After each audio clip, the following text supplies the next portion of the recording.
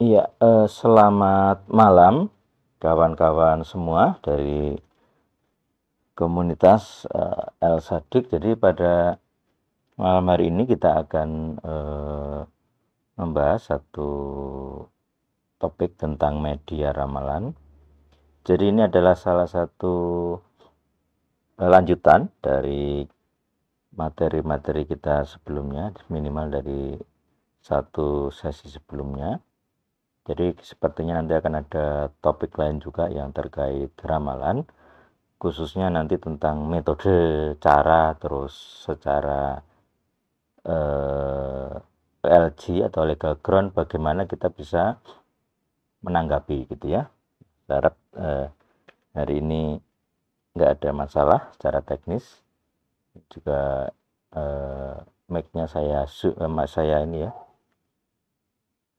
Mic-nya teman-teman saya matikan, jadi biar saya nggak dengar di rekodnya. Kemudian saya juga harus memantau ini kalau ada apa-apa ya. Ya, untuk menggema saya belum tahu alasannya apa. Ya sudah, semoga nggak ada masalah aja ya.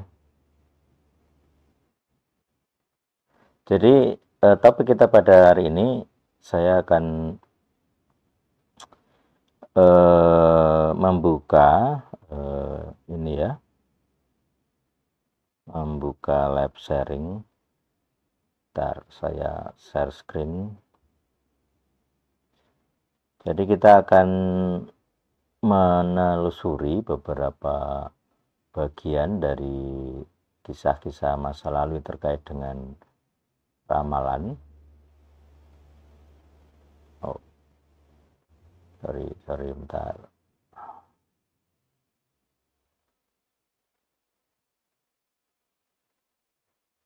Jadi kita akan mencoba salah lagi sih. Ntar, mana nih?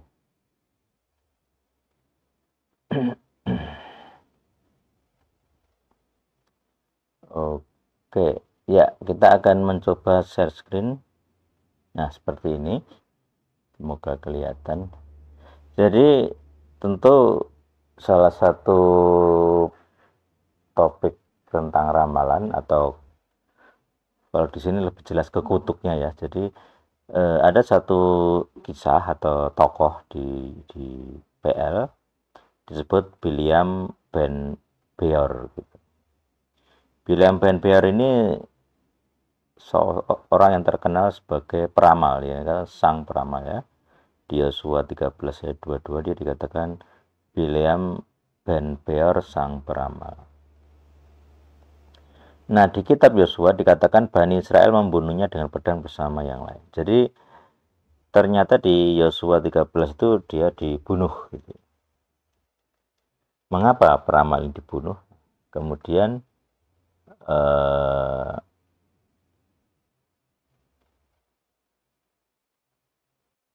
kalau kita melihat itu di Ulangan 23 itu dikatakan mereka mengupah Bileam anak Beor dari Petor di arah Mesopotamia untuk menistam.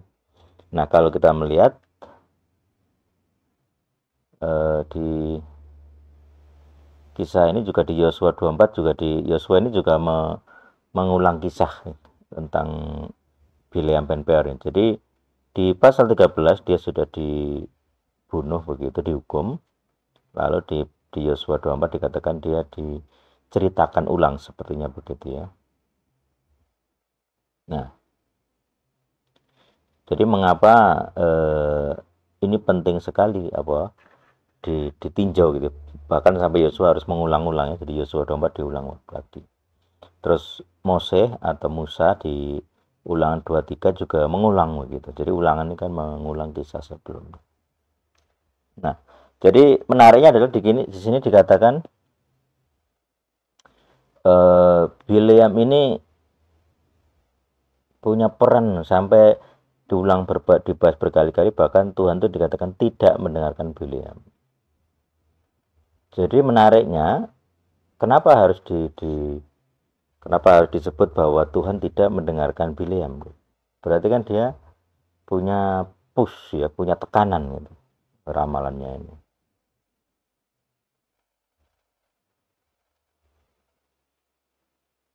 Misalnya di Mika 6:5, hai umatku, aku minta ingatlah apa yang telah Balak rencanakan dan apa yang telah Bileam, gitu kan. Jadi kisah tentang Bileam itu diulang terus oleh Mika, bahkan diulang oleh 2 Petrus, diulang oleh Yudas, diulang bahkan oleh kitab Wahyu, gitu. Jadi ini kan luar biasa. Seseorang yang tampil di kitab Kejadian, Keluaran begitulah, minimal di Keluaran ya, eh, diulang terus namanya sampai kitab Wahyu, gitu. Jadi betapa pentingnya kita membahas topik tentang peramal, gitu ya. Nah, kalau teman-teman masih ingat di periode sebelumnya, di sesi sebelumnya saya membahas tentang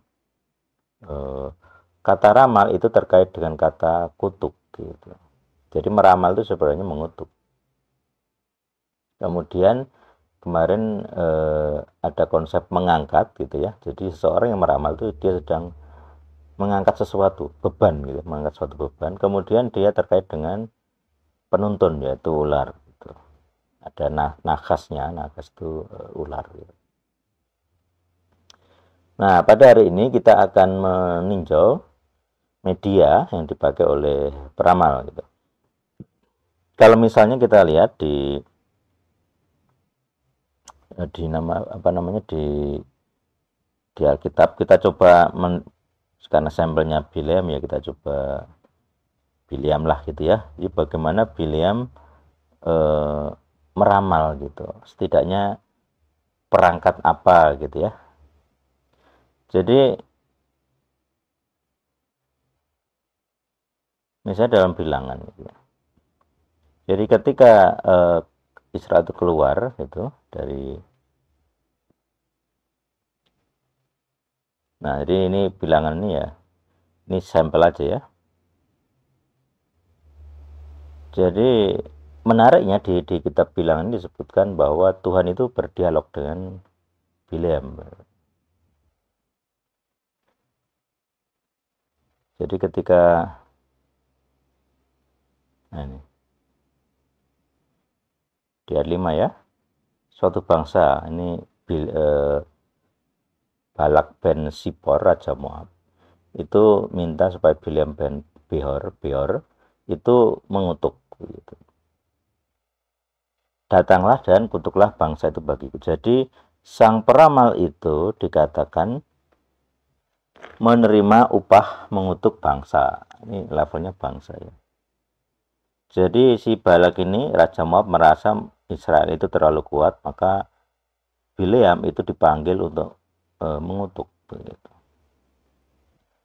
Dan Bileam ini dikenal sangat apa ya, sangat kuat, sangat perkasa, sangat berkuasa. Bahkan dikatakan siapapun yang kamu berkati akan diberkati, siapapun yang kamu kutuk akan dikutuk, di ayat 6. Jadi kalau teman-teman ingat tentang Abraham, jadi Abraham itu mendapat janji Tuhan bahwa siapapun yang mengutuk Abraham akan dikutuk. Lah ternyata Bileam ini dipercaya sama seperti Abraham. Menarik kan ya?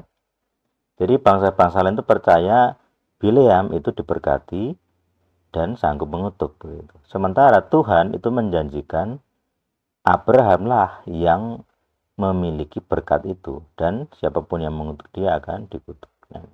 Jadi kita perbandingkan sampelnya Abraham di satu sisi, sampel di sisi lain adalah Bileam. Lalu di ayat 7, para tua-tua Moab, para tua-tua Midian pergi dengan upah di tangan mereka, lalu mereka datang kepada Bileam dan menyampaikan pesan tadi. Jadi ada upahnya ya, nanti kalau di istilahnya ada sajian-sajiannya ya. Menariknya di ayat 9 Tuhan berdialog dengan Bileam. Siapa mereka? Terus dikatakan bahkan Tuhan pun memandang penting, gitu ya. Siapa Bileam ini? Jangan mengutuk bangsa itu karena mereka diberkati. Jadi Tuhan merasa perlu untuk melarang Bileam. Nah, menarik kan? Jadi Bileam itu sepertinya punya power, punya kuasa, gitu. Terus ayat 13, Bileam berkata, pulang, Adonai tidak mengizinkan aku pergi, dan seterusnya. Dan akhirnya banyak negosiasi, terus naik terus itu kan. Nah,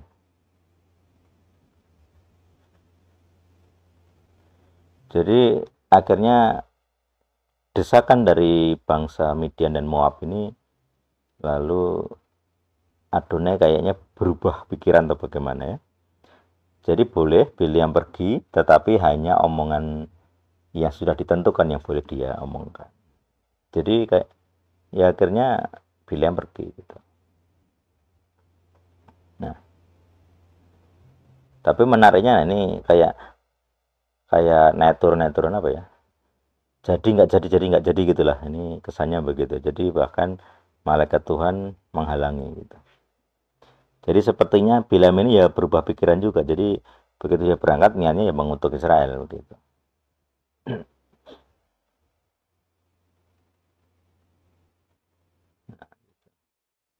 Jadi di pasal 32 sampai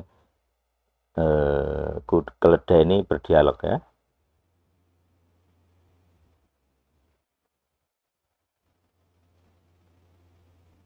dan seterusnya. Nah, jadi Bileam ini akhirnya ditegur ulang untuk kedua kali. Jadi hanya boleh ngomong sesuai yang dia eh, sesuai yang dia bisa omongkan gitu. Jadi tidak boleh diikut ordernya itu. Nah,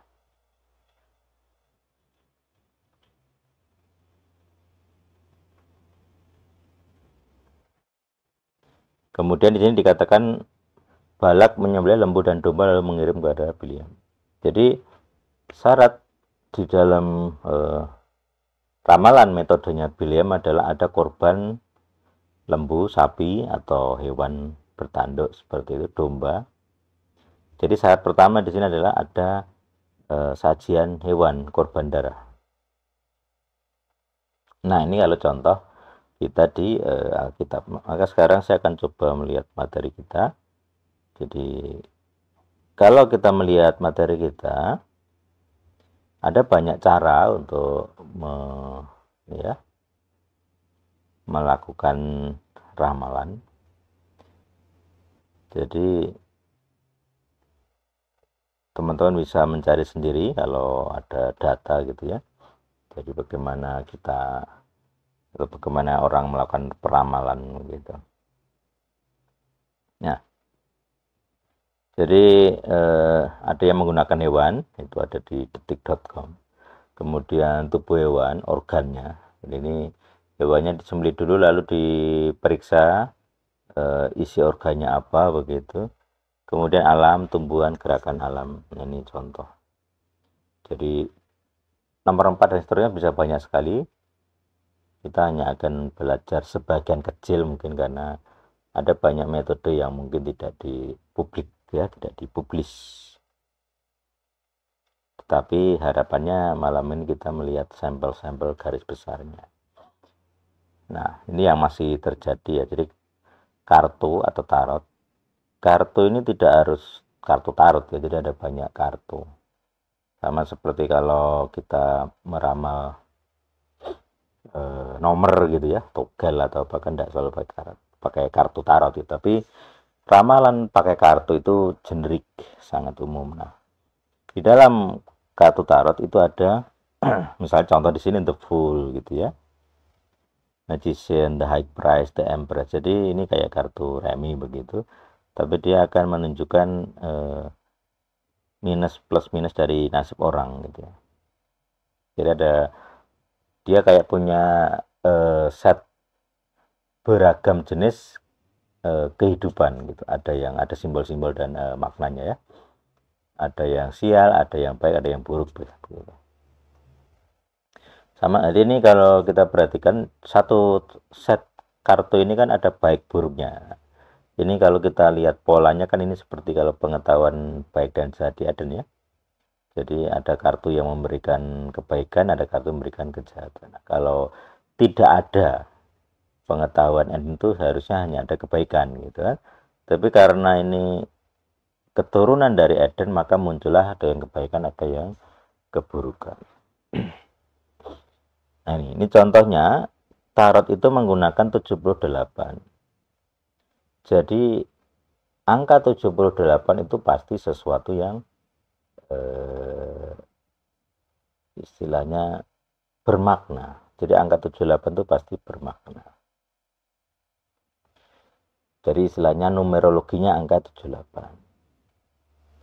Nanti silakan mencari sendiri. Tapi biasanya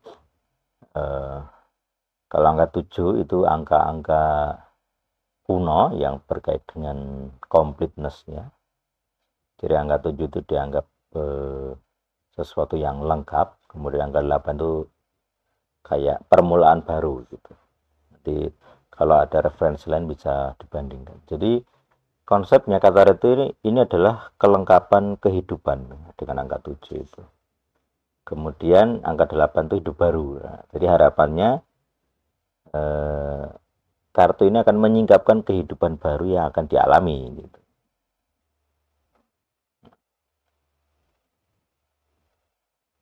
Kemudian penafsirannya ya, saya tidak tahu seberapa banyak variasi metodenya, tapi tiap orang bisa punya metode macam-macam. Karena ada jenis kartunya, tiap simbol, kemudian cara nyebarnya berbeda ya, kemudian intuisi untuk menafsir. Nah, jadi interpretasi dari maknanya tergantung posisi, tergantung relasi antara kartu gitu, nyebarnya bagaimana gitu. Jadi itu macam-macamnya.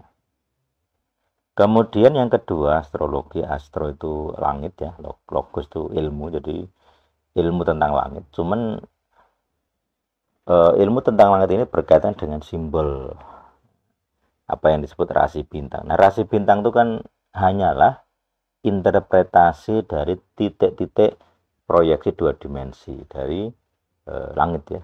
Misalnya apa yang disebut kalau misalnya di sini dicontoh ini kan Leo gitu kan, singa gitu.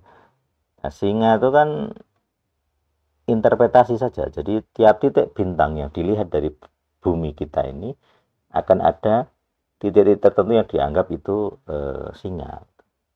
Ada yang dianggap ikan, ada yang dianggap kayak di gambar di atas ada apa? Kepala ini ya. Kepala seekor kambing misalnya, kemudian di bawah ada Capricorn apa itu? Yuyu gitu ya. Kepiting dan macam-macam. Termasuk nanti kalau teman-teman melihat versi yang lain ada misal tentang pemburu gitu. Jadi Sabu Orion, Orion itu kan nama pemburu. Nah, kalau di konteks Semitik biasanya disebut Nimrod. Jadi rasi bintang Orion dengan 3 Sabu Orion itu 3 titik bintang itu. Itu kalau di dalam Semitik itu Nimrod, pemburu. Jadi penyembahan kepada Orion, kepada pemburu itu sudah sangat kuno, Semitik. Nah, ilmu tentang astrologi, logos, astro ini, ilmu langit ya, itu menggunakan posisi dan movement. Jadi kalau dilihat bumi, dari bumi, rasi bintang ini, kemudian gerakannya bagaimana, itu digunakan untuk memprediksi tentang seseorang, personalitinya dan nasibnya di masa mendatang. Misalnya dia lahir di A begitu ya, di bulan A. Kemudian ketika itu posisinya bintang ini di posisi ini ada sekian derajat begitu. Jadi akhirnya dibuat sama seperti tarot ya, ada simbol-simbolnya. Ada bercat-cat itu katalog yang isinya tentang kapan dia lahir dalam setahun ya. Nah, ini dibagi dalam sekian rasi bintang gitu. Kemudian ada almanak atau astronominya, ini kemiringannya bintang berapa derajat begitu. Zodiac sign, planetary aspect. Jadi misalnya kayak yang sering dibahas di film-film juga, kesejajaran planet. Nah, gitu. Dianggap itu punya makna spesial secara spiritual, juga secara astronomi. Nah, jadi penafsirannya seperti itu. Jadi kalau misalnya kalau orang lahir di zodiaknya Leo misalnya, sifatnya seperti ini. Kalau zodiaknya ikan, dia seperti ini. Nah, itu tergantung penafsirannya itu dari bangsa mana. Kalau misalnya kita ini kan sampel yang mungkin Yunani begitu ya. Di simbol-simbol ini yang ini walaupun tidak ada dalam budaya yang mainstream, tapi ini kan simbol ini kan ngambil dari mana? Ini bukan Cina gitu. Ini bukan Cina. Nah, nanti Cina punya lagi misalnya ada babi gitu kan. Tahun tikus misalnya. Jadi tiap bangsa akan punya penafsiran berbeda-beda tentang astrologi atau ilmu langit. Karena zodiak gambar rasi bintang itu kan tergantung siapa yang menafsir. Ada yang menafsir Orion, nanti orang lain menafsirnya ya beda lagi gitu, bukan lagi Orion. Untuk bintangnya sama. Nah, kalau misalnya kita bisa punya apa itu yang modern ya ilmu astronomi, jadi kan proyeksinya bukan lagi 2 dimensi gitu kan, 3 dimensi. Jadi bentuk dari semesta ini jadi agak berbeda nanti kalau sudah punya kayak superkomputer untuk menafsir pergerakan bukan hanya rasi ya, tapi galaksi-galaksi ya. Nanti kelihatan agak berbeda nanti penafsiran. Tapi karena ini tidak terkait dengan sains secara lengkap, tapi hanya penafsiran dari benda langit, nah itu maka hasilnya bisa beda-beda. Nanti misalnya di kalender internasional yang sama, misalnya 1 Januari, astrologi bangsa Cina, astrologi bangsa Persia, astrologi bangsa Yunani nanti berbeda-beda penafsirannya. Oh, kalau misalnya di Cina 1 Januari itu sifatnya A, nanti di Yunani B, nanti di Persia C, di Irak D misalnya. Beda-beda. Nah, jadi penafsiran tentang watak orang itu berbeda-beda. Itu contoh. Kemudian palmistry ini tentang tangan. Jadi garis-garis tangan itu dianggap melahirkan hal tertentu atau menyimbolkan tertentu. Dulu saya pernah lihat langsung ada beberapa orang ngomong, oh kalau garis begini itu artinya orang sukses, garis begini artinya orang sial. Bahkan ada yang menafsir, oh kayak begini anakmu jumlahnya sekian gitu-gitu. Jadi penafsiran dari ramalan tangan ya seperti itu contohnya. Ini simbol-simbol ini banyak yang berbeda ya dengan yang di mainstream karena mereka punya society sendiri ya. Jadi membaca garis, membaca feature bentuk apalah bentuk di tangan ini. Kemudian itu akan menafsir atau menduga, meramalkan begitu tentang sifat seseorang. Menafsir tentang nasibnya di masa mendatang dan seterusnya. Kemudian kalau teman-teman ingat, saya pernah berapa kali membahas tentang Hamsa. Jadi penafsiran tentang telapak tangan ini luas gitu ya. Jadi kayak simbol-simbol ini kan juga simbol tangan ya. Ini kan juga palmistry. Jadi tangan yang ada matanya di sini itu. Nah, ini diakui oleh orang Arab, orang Jewish, orang Yahudi, orang Islam kayaknya mengenal ini. Hamsa dikenal sebagai tangan Fatima, jimat yang populer di Afrika Utara, Timur Tengah. Nah, seterusnya ini teman-teman bisa melihat sendiri. Bahkan ada yang jualan itu di Tokopedia ya. Ini Jewish, jadi agama Yahudi mengenal itu. Kemudian ada Hamsa Bird, jualan di Tokopedia dan seterusnya. Jadi simbol palmistry ini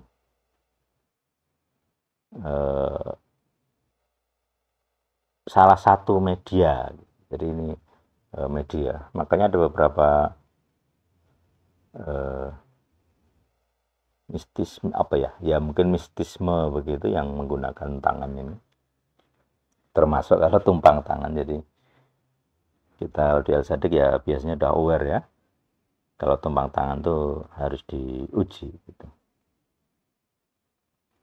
Dia sedang transfer apa, transfer roh apa. Jadi tidak semua tumpang tangan bisa diterima. Kemudian numerologi. Nah, kalau saya sering bilang kalau kita di Al-Sadik tidak mengakui gematria karena di Ibrani kuno ada dua huruf yang tidak diteruskan, yaitu gain, itu contoh ya. Jadi kalau satu huruf saja tidak diterima atau tidak diteruskan ya jadi aneh. Terus kalau misalnya huruf samek, jadi sin itu kan kunonya tidak ada, sin yang enggak pada H ya, itu dari samek. Jadi kalau ada perubahan gain yang tidak dilanjutkan, tidak ada lagi hurufnya, diganti ayin, terus ada sin yang dulunya samek, itu berarti kan ada dua huruf yang dulunya ada dan sekarang tidak ada. Jadi ketika gematria ini menggunakan huruf Ibrani modern yang kehilangan dua huruf itu, berarti kan terjadi perubahan numerologi. Makanya kita di Al-Azhari tidak menggunakan gematria. Gematria itu tidak asli Alkitab. Gematria produk ketika terjadi pembuangan ke Babel. Jadi hitung-hitungan angka ini semua bangsa ada. Kalau menentukan nasib itu ya dihitung simbolnya macam-macam. Dari kalender tiap bangsa kan ada ya, tiap minggu dihitung, terus nanti tiap bulan dihitung ada simbol angka. Kalau di Ibrani bahkan tiap huruf itu ada angkanya begitu ya. Nah, yang namanya gematria ini. Jadi numerologi ini sangat jamak di mana-mana.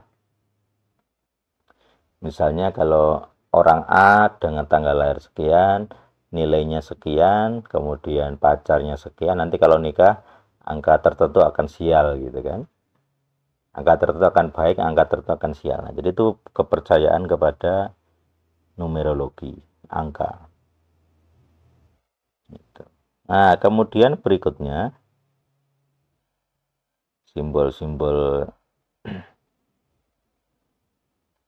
jadi simbol-simbol kuno gitu ya, yang dipahat di peninggalan-peninggalan, bisa kayu, bisa batu di gua-gua.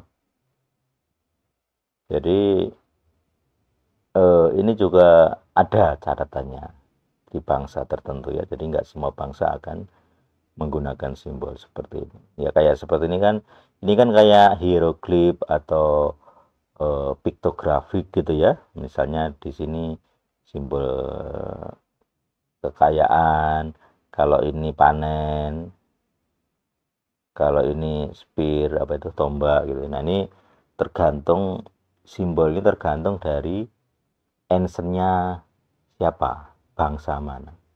Piktografiknya dari apa. Nanti tiap bangsa akan punya seperti ini. Orang Cina punya sendiri. Makanya orang Cina kan ada tanda petik jimat-jimat yang ditulis. Nah, itu seperti itu juga. Kemudian ada yang menggunakan kristal. Ini kalau di film banyak sekali. Jadi bisa visual gitu katanya begitu ya. Kemudian psikometri. Jadi biasanya kalau ini banyak ya di Semarang ya. Jadi ada benda-benda yang pernah dimiliki gitu. Misalnya rambut diambil, bahkan sempak pun diambil gitu, untuk dicek, untuk diramal. Jadi kalau misalnya orang dapat curi sempaknya, celana dalam diambil, rambutnya diambil, lipstiknya diambil untuk dijadikan media. Nah, dari media inilah akhirnya diketahui. Jadi orang tidak perlu tanya ke orangnya, langsung diambil media. Nah, inilah biasanya yang terkait dengan roh apa istilahnya. Jadi benda itu punya identitas roh, ininya begitu pemahamannya ya. Nah, kemudian medium, spiritual medium ini orangnya. Jadi kalau media di atas itu media benda, nah ini ada yang medianya itu ada yang menggunakan orang. Misalnya di sini apa duduk ini media, orangnya jadi media sendiri. Jadi orangnya ritual, nah ritualnya tubuhnya sendiri gitu ya. Gerakan-gerakan menari-nari itu jadi media. Kemudian dialog, meditasi. Ini kan meditasi kan umumnya bisa apapun. Intinya ada komunikasi dengan roh. Medianya apa ya? Dirinya sendiri. Jadi orang yang menjadi media ini yang ngomong gitu. Kemudian ada yang model dengan ini contoh ya di komunitas-komunitas yang jadi si wanita ini jadi medium yang ngomong. Ada yang pakai foto gitu ya. Jadi kalau ada foto kemudian ada penampakan, nah itu jadikan media.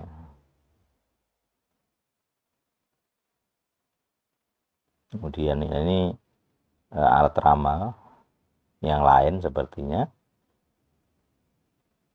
macam-macam tergantung aliran agamanya, tergantung aliran spiritual. Nah ini contoh yang dari Chinese ya, dari Cina. Ada yang menggunakan mirror, pendulum,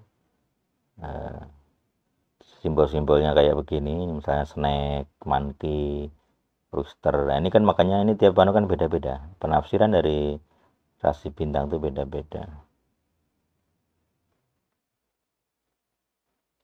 Oke, begitu. Nah, jadi kalau kita melihat semua media itu ya sebenarnya satu pola ya.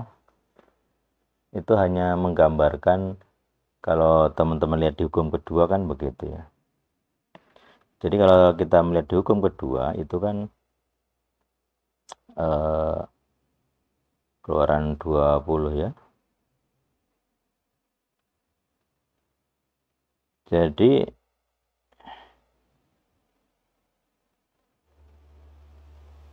images kalau di terjemahan biasa digunakan kata patung itu sebenarnya tidak fokus ke patung bentuk gitu ya, tapi ke images.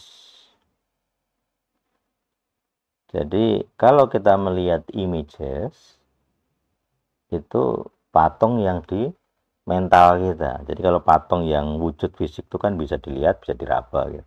Tapi ada jenis images, gambaran yang tidak dipatungkan, tidak dibendakan, tetapi ada dalam pikiran. Nah, ramal itu sebenarnya seperti itu. Jadi sesuatu gambaran yang ada dalam pikiran. Maka ini disebut mental block, biasanya begitu. Nah, kalau kita bicara mental block, maka kita di LCD ini sudah biasa dengan istilah roh filosofi. Nah, itulah mental block yang saya maksud. Jadi kalau seseorang itu memuja mental blocknya, memuja gambaran di dalam pikirannya, ya itu sudah termasuk ke dalam hukum kedua tadi. Jadi misal tadi ini kan di ayat 4 ya, coba kita lihat. Nah, di ayat 4, nah inilah carve image. Jadi ada unsur image. Carve image ini kan, jadi patung tadi itu maksudnya adalah gambaran yang dipahatkan, yang menyerupai sesuatu yang ada di langit, di batas sana, atau di bumi di bawah. Tapi fokusnya adalah carve image, jadi gambaran yang diukir gitu. Maka atau istilahnya graven image, idol. Tapi secara realita, pesel ini, idol atau graven image ini tidak hanya terkait dengan benda, tetapi terkait dengan filosofi atau mental block. Kita melihat Yudas Iskariot itu bisa kerasukan, padahal dia tidak membuat patung.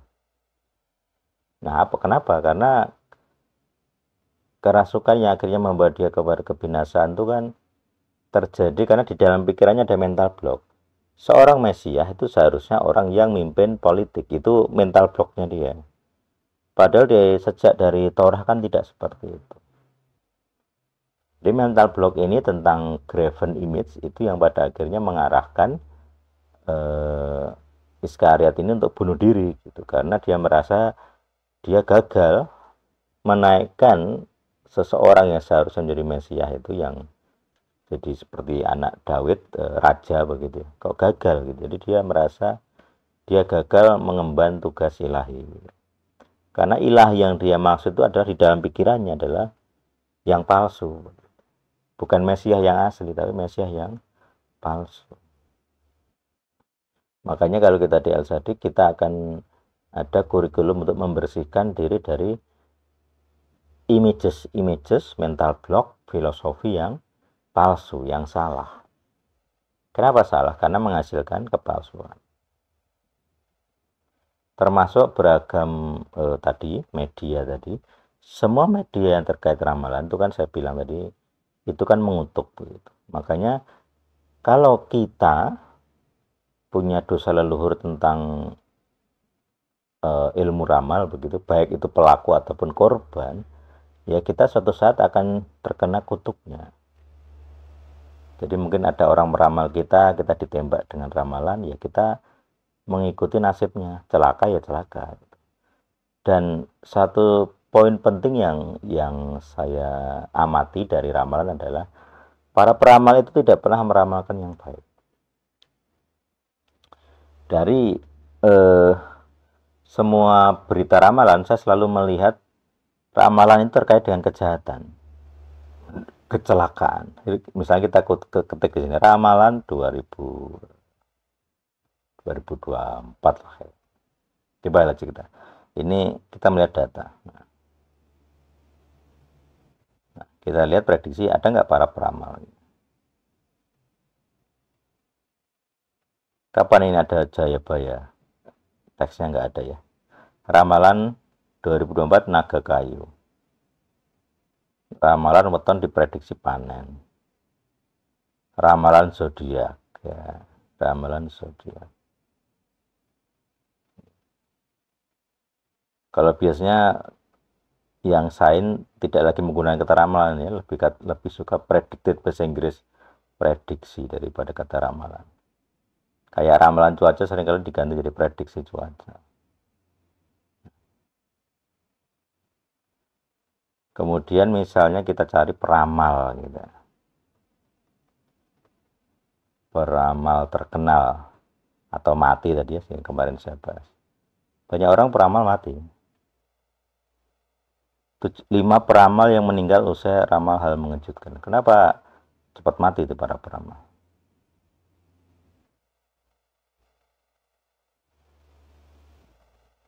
Nah gitu. Jadi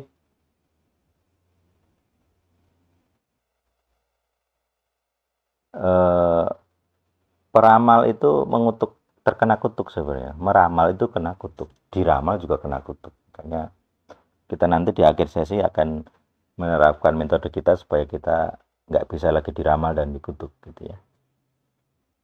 Ya, saya rasa begitu materi kita untuk sementara. Nanti saya akan buka untuk tanya jawab. Saya persilahkan.